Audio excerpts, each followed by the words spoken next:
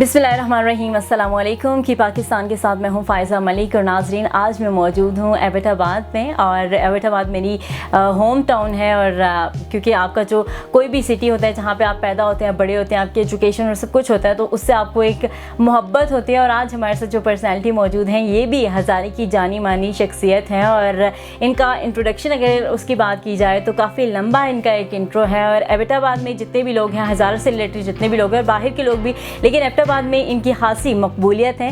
हमारे साथ मौजूद हैं जी कामरान गुल, एडवोकेट। वैसे पेशे के एतबार से ये एडवोकेट हैं, लेकिन इसके साथ साथ भी बहुत सी एक्टिविटीज़ हैं जिसमें ये इन्वॉल्व रहते हैं, जिसमें स्पोर्ट्स है, पॉलिटिक्स है।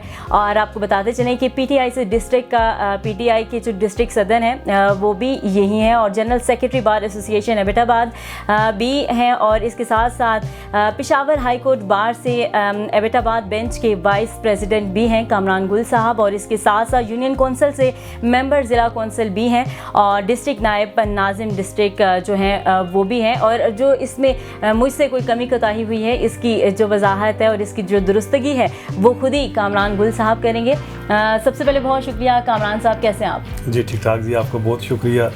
तमाम जितने भी आपके टीम हैं वो सबका बहुत शुक्रगुजार हूँ कि उन्होंने मुझे इज्जत बख्शी है जी। इंट्रोडक्शन तो आपने बहुत लंबा कर दिया है जी, लेकिन चलें ये अल्लाह की तरफ से, अल्लाह की कारम नवाजी रही है जी। जो आपने लिखा, मैं अभी पीटीआई का सदर हूँ, लेकिन जनरल सेक्रेटरी में 2014 में रहा हूँ जी, डिस्ट्रिक्ट बार एसोसिएशन का। इस तरह 2009 में मैं high court, Peshawar high court Abbottabad bench का वीपी रहा हूँ जी। सही।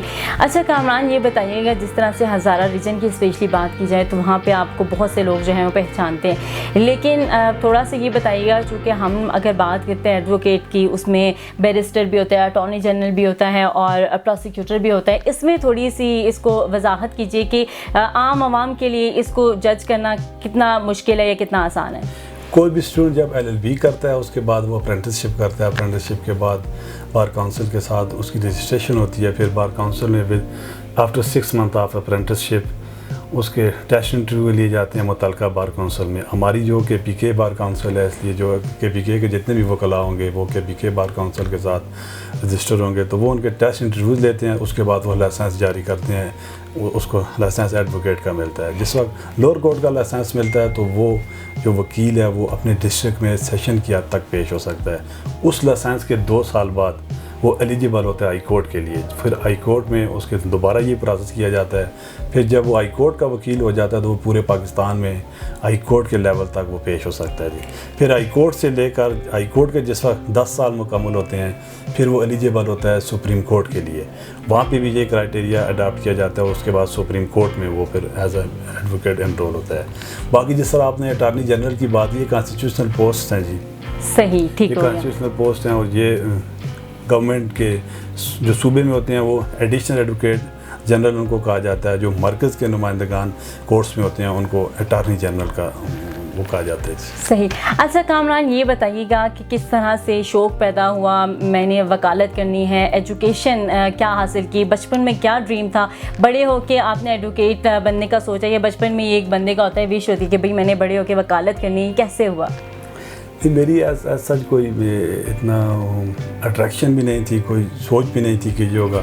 अल्लाह की तरफ से मुबारकात होते रहे हैं जी, करम नवाजी होती रही है।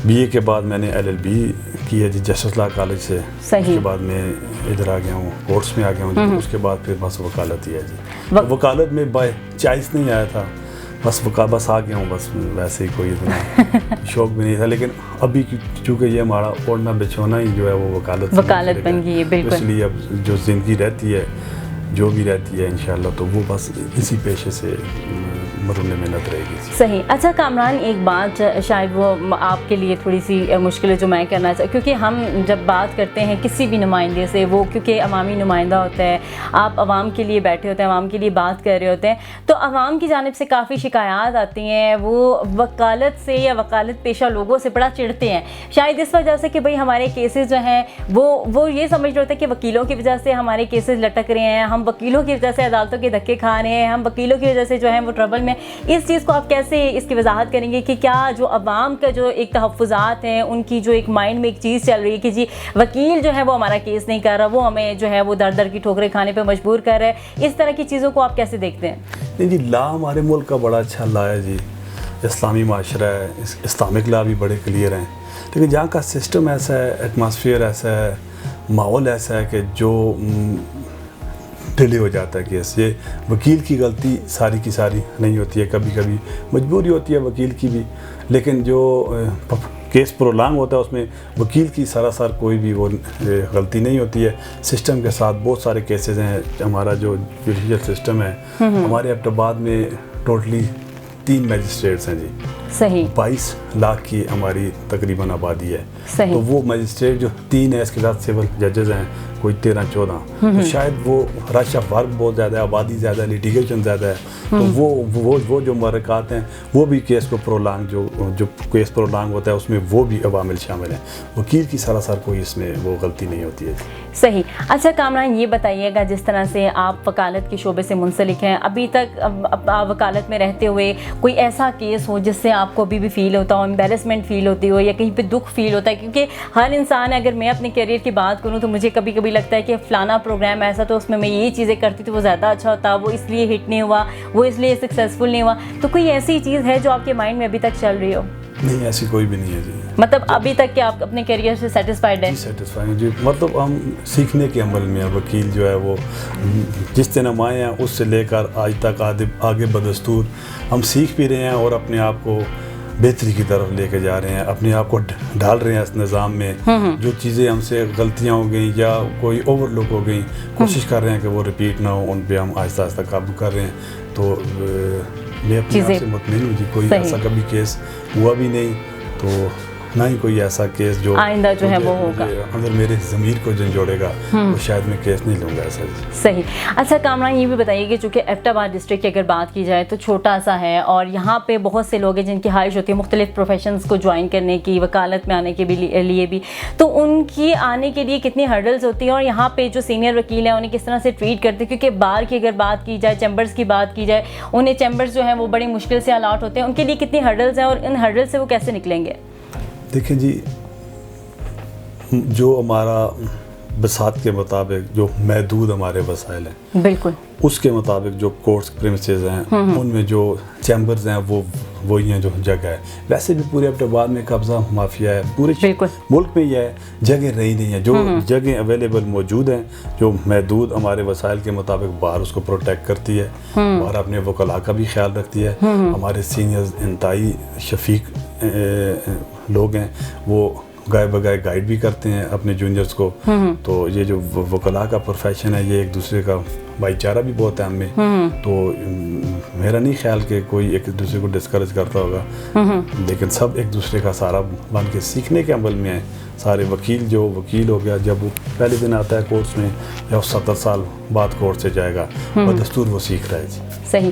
اچھا کامران, چونکہ ہم نے اسلام آباد میں بہت سے وکلا جن کے ہم نے انٹرویوز لیا, آج ہم یہاں ایبٹ آباد میں موجود ہیں, اور کیونکہ وہاں پہ اسلام آباد جیسے شہر میں لوگوں کی جانب سے, جو وکلا ہیں, جو سائلین ہیں, ان کی جانب سے کافی شکایات کی جاتی ہیں کہ یہاں پہ انتظامات اچھے نہیں ہیں, ہم بیٹھ نہیں سکتے, ہمارے پاس چیمبرز نہیں ہیں, ہمارے پاس بہت سی جو فیسلٹیز ہیں جو ہونی چاہیے وہ نہیں ہیں. آپ کو لگتا ہے کہ ایبٹ آباد میں ایسی کوئی مشکلات ہیں, ایسی کوئی ڈیفیکلٹیز ہیں جن کو ٹھیک ہونا چاہیے سائلین کے لیے, وکلا کے لیے, ججز کے لیے, تمام تر لوگوں کے لیے؟ کون سی ایسی چیزیں ہیں جو آپ سمجھتے ہیں کہ بہتر ہونی چاہیے؟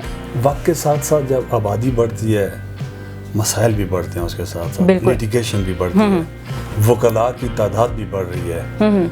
اس حساب سے جو محدود ہمارے وسائل ہیں آج کی حد تک تو شاید وہ ٹھیک ہو, لیکن آج کے 5 سال بعد شاید ان میں ہمیں اور اس میں چینجز کرنی پڑیں, اس حوالے سے ہوگا. لیکن ہمارے ایبٹ آباد میں, جو ایبٹ آباد کی میں خصوصاً بات کروں گا, ہمارا یہاں پہ جوڈیشل کمپلیکس ایک تیار ہو رہا ہے جی. یہاں پہ ہمارے 6-7 پلازے ہیں وکلاء کے, کوئی 300-400 آفیسز ہیں. اگر سب کو ہم اس کو ملٹیپلائی کریں تو یہاں پہ باقی شہروں سے قدرے بہتر ہمارے عام سہولیات بھی فیسلٹیز ہیں آپ لوگ کے پاس. صحیح. اچھا کامران, یہ بتائیے گا کہ ایبٹ آباد کی اگر چھوٹی سی, میں اس لیے کہہ رہی ہوں کہ ایبٹ آباد جو ہے وہ چھوٹا سا شہر ہے, لیکن مسائل کے اگر بہت سے لوگ شکایات بھی کرتے ہیں, وہ یہی بار بار روتے کہ بھئی مسائل بہت زیادہ ہے. یہاں پہ وکلا کے اندر کمپٹیشن کس حد تک دیکھتے ہیں کہ کتنا کمپٹیشن ہے؟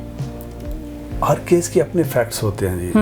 ہر کیس کا جتنے بھی کیسز آتے ہیں, اگر آج کوئی یہاں پہ فوجداری کے علیحدہ وکلاء ہیں, سیول علیحدہ کرتے ہیں, ٹیکس کے علیحدہ ہیں, کمپنی علیحدہ ہے, لیبر لاز, سروسز کے علیحدہ ہیں, لیکن علیحدہ ہونے کے ساتھ ساتھ ہر کیس اپنے آپ میں ایک علیحدہ انجمن رکھتا ہے. ہر کیس کے اپنے فیکٹس ہیں, ہر کیس میں کمپیٹنسیز بہت ضروری ہے. ہر کیس کے فیکٹس کے لحاظ سے اس کو تیار کرنا, اس کو پلیڈ کرنا, اس کو کورٹ میں پروسیڈ کرنا. اس لیے کمپیٹنسی انسان کی اپنے آپ کے ساتھ ہوتی ہے کہ میں نے اپنے آپ سے جو میں نے پہلے غلطی کوئی کی ہے, نیکسٹ ویسے ہی سملر کیس میں وہ غلطی نہیں کروں. وہ سیکھتا بھی ہے, لیکن اپنے ایک دوسرے کے ساتھ کوئی مطابقت نہیں ہے, مقابلہ نہیں ہے. کیونکہ فقہاء کے پاس جو کیس آتے ہیں انہوں نے اس کیس تک اپنے آپ کو کنفائن کرنا ہوتا ہے, اور اس کیس کے فیکٹس کے لحاظ سے اس پہ لا سرچ کرتے ہیں, اس کے مطابق کیس پریٹ کرتے ہیں. صحیح. اچھا کامران, ہم نے وکالت سے ریلیٹڈ تو بہت سی باتیں کر لی. اب آپ کا تھوڑا سا پولیٹیکل بیک گراؤنڈ بھی ہے, آپ ساتھ ساتھ پولیٹکس میں بھی انٹرسٹ رکھتے ہیں. یہ شوق کیسے آیا, اور مطلب پولیٹکس میں آ کے آپ کیا سمجھتے ہیں کہ آپ کی جو علاقہ ہے وہاں کے لوگوں کی کیا مسائل ہیں جن کا حل ہونا چاہیے, اور جو فنڈز کا حساب کتاب ہے اس سے آپ کتنے مطمئن ہیں؟ دیکھیں جی, سیاست کے پیچھے بھی کوئی محرکات ہوتے ہیں جی. صحیح. سیاست بنیادی طور پر خدمت ہوتی ہے, اور خدمت عبادت سمجھی جاتی ہے. بالکل. اور سیاست کو اگر خدمت سمجھ کے, عبادت سمجھ کے کیا جائے تو یہ انسان کی دنیا و آخرت میں تبدیلی رونما کر دیتی ہے. صحیح. ہمارے معاشرے میں جو ہمارا معاشرہ ہے وہاں بائی, میں بھی اپنی بات کروں گا, میں بائی چائز سیاست میں نہیں آیا. میں شروع سے سوشل ورک کر رہا ہوں جی. جو میرے حلقہ احباب ہے وہ اس سے بخوبی واقف ہیں. گاؤں کی بات ہو, شہر کی بات ہو, کالج یونیورسٹی کی بات ہو, دوستوں کی بات ہو, جو بھی حلقہ احباب ہے, کوشش کی ہے کہ انسانیت کی خدمت کی جائے. وہی آتے آتے خدا نے ایک ایسا نظام سیٹ کر دیا کہ اس میں ہم سیاست میں آ گئے. وکالت کی بات جہاں تک ہے تو سیاست بنیادی طور پہ وکیل کی ہی میراث ہے جی. ہمارے جتنے بھی عظیم ہمارے سیاستدان گزرے ہیں, ہم قائد اعظم محمد علی جناح کی بات کریں گے, علامہ اقبال کی بات کریں گے, وہ سیاستدان ہونے کے ساتھ ساتھ بہت اچھے وکیل بھی رہے. تو وکیل میں سمجھتا ہوں کہ اگر سیاست میں آ جائیں تو وہ بدستور وہ دوسرے جو عام لوگ ہیں ان سے زیادہ, کیونکہ ان کی قانون پہ گہری گرفت ہوتی ہے, انہیں پتہ ہے کہ قانون کیا کہہ رہے ہیں, ہمارے ملک میں کہاں کہاں پہ کون سا قانون لاگو ہو رہا ہے, تو شاید وہ اسے بہتر انداز میں واقف ہوتے ہیں. اچھا, سیاست میں تو آپ ہیں ہی, اور آپ نے الیکشن بھی جیتا. اس کے بعد آپ کی ہم ڈفرینٹ ایکٹیویٹیز دیکھتے رہتے ہیں ریلیٹڈ اسپورٹس میں کیا دلچسپی ہے, اور کیا چیزیں جو ہیں وہ آپ پسند کرتے ہیں, اور ایسا کچھ آپ نے کیا کہ جس سے آپ سمجھتے ہیں کہ بھئی یہ چیز بڑی اچھی تھی, اس نے مجھے بڑا ریلیکس کیا؟ میں ایک سپورٹس مین رہا ہوں جی. وہ پھر میں وہی بات کروں گا, میں اپنے منہ کیا بات بولوں. جو ہمارے حلقہ احباب ہے جانتے ہیں کہ سپورٹس میں تھوڑا بہت میں انوالو رہا ہوں, اور بہت حد تک انوالو رہا ہوں جی. میں کرکٹ کھیلی ہے میں نے تقریباً.